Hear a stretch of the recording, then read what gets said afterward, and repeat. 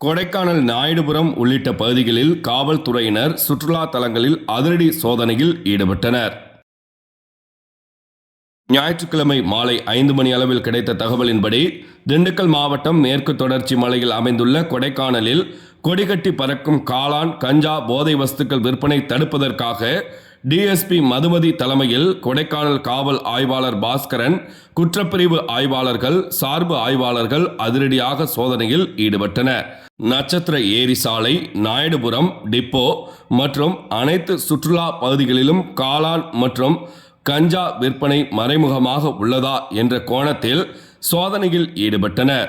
சந்தேகப்படும் வகையில் வந்த வாகனங்கள், சுற்றுலா வழிகாட்டிகள், வாடகை வாகன ஓட்டுநர்கள் மற்றும் சுற்றுலா பயணிகளிடம் சோதனையில் ஈடுபட்டனர். மேலும் சுற்றுலா தலங்கள் மற்றும் கொடைக்கானல் நுழைவாயில் பகுதிகளில் பல இடங்களில் பதாகைகள் வைக்கப்பட உள்ளதாக தெரிவித்தனர். மேலும் சுற்றுலா பயணிகள் கஞ்சா, போதை காளான் வேண்டும் என்று கேட்டாலோ அல்லது விற்பனை செய்தாலோ அவர்கள் மீது கடும் நடவடிக்கை எடுக்கப்படும். மேலும் 1 லட்சம் அபராதமும் 10 வருட சிறை தண்டனையும் வாங்கி தரப்படும் என்று டிஎஸ்பி மதுமதி கூறியுள்ளார்.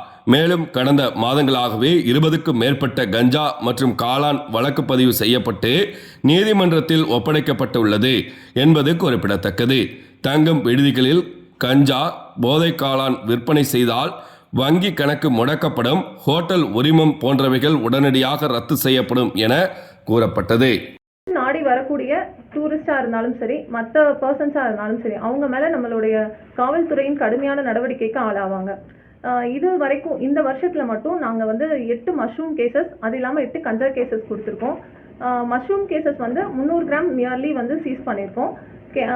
கஞ்சா 3 கிலோ சீஸ் பண்ணியிருக்கோம். இது வரைக்கும் 52% செக்யூர் பண்ணி இந்த வருஷத்தில் மட்டும் ஜெயிலில் இருக்காங்க. அது இல்லாமல் ப்ரீவியஸ் கேசஸில் ஒரு 40 பேர் உள்ளே இருக்காங்க. ஸோ மேஜிக் மஷ்ரூமை நாடி வரக்கூடிய டூரிஸ்ட் எல்லாத்துக்கும் நான் சொல்லக்கூடியது இதுதான்.